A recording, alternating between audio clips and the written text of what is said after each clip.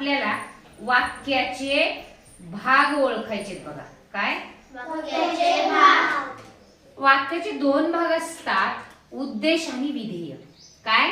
उद्देश आणि विधेय. लक्ष देऊन ऐकायचं. आपल्याला स्पर्धा परीक्षेमध्ये त्याच्यावर प्रश्न असतो बघा. मग उद्देश कशाला म्हणायचं आणि विधेय कशाला म्हणायचं बघा. वाचा बरं. सूर्य पूर्वेला उगवतो. झाले वाक्य.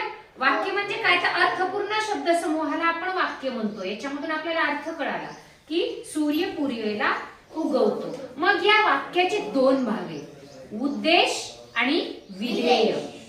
उद्देश आणि विधेय असे दोन भाग आहेत वाक्याचे.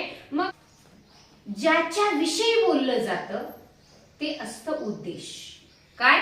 ज्याच्या विषयी माहिती सांगितलेली असते ना ते असतं उद्देश. मग या वाक्यामध्ये कोणाविषयी बोलले बरं? सूर्य. बरोबर आहे. कोणाविषयी बोलले इथं बघा? सूर्य. सूर्याविषयी बोलले, म्हणून सूर्य हा झाला आपला उद्देश भाग. कोणता भाग? उद्देश. उद्देश. आणि या सूर्याबद्दल काय बोलले बरं? पूर्वेला उगवतो. सूर्याबद्दल काय माहिती दिली की पूर्वेला उगवतो. म्हणजे हा पूर्ण भाग झाला विधेय. कोणता भाग झाला? विधेय. विधेय. म्हणजे वाक्याचे दोन भाग आहेत, उद्देश आणि विधेय. मग उद्देश कशाला म्हणायचं सांगा?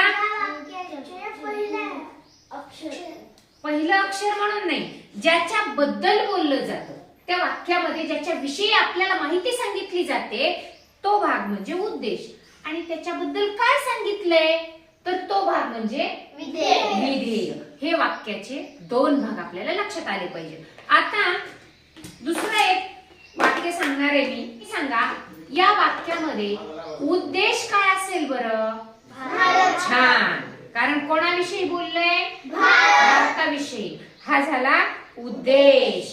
आणि काय बोलले आपल्या भारताविषयी? माझा देश आहे. म्हणजे हा वाक्याचा कोणता भाग झाला? विधेय. विधेय. म्हणजे लक्षात आलं तुम्हाला उद्देश आणि विधेय कशाला म्हणायचं ते? म्हणजे आता सांगा मला उद्देश म्हणजे काय? मग सांगा उद्देश कशाला म्हणणार तुम्ही?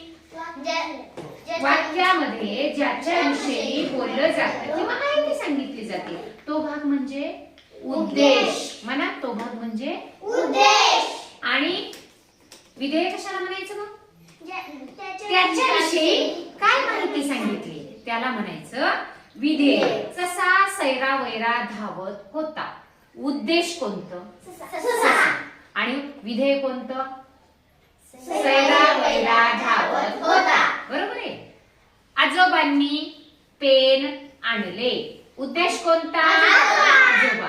पेन आणले हे काय झालं? विधेय. विधेय झालं. बघा म्हणजे पक्क लक्षात ठेवायचं वाक्याचे दोन भाग, उद्देश आणि विधेय. मग लक्षात घ्यायचं की ज्याच्या विषयी बोललं जातं वाक्यामध्ये तो भाग म्हणजे उद्देश. आणि त्या उद्देशाबद्दल काय सांगितलं म्हणजे तो भागाला विधेय. आले लक्षात?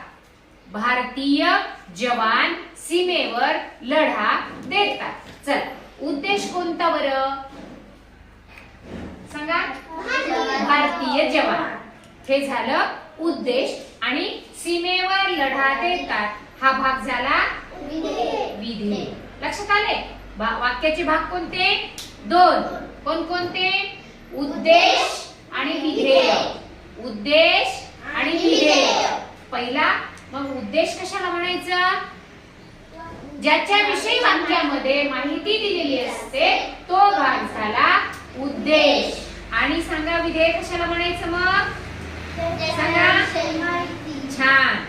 ज्याच्याविषयी म्हणजे उद्देशाविषयी त्या वाक्यामध्ये जास्त माहिती दिलेली असते त्याला म्हणायचं विधेय. हे आपले वाक्याचे दोन भाग आपले कंप्लीट झाले. आज त्याच्यावरचा स्वाध्याय आपण सोडवणार आहोत. चुकणार नाही. पक्क लक्षात ठेवायचं. छान.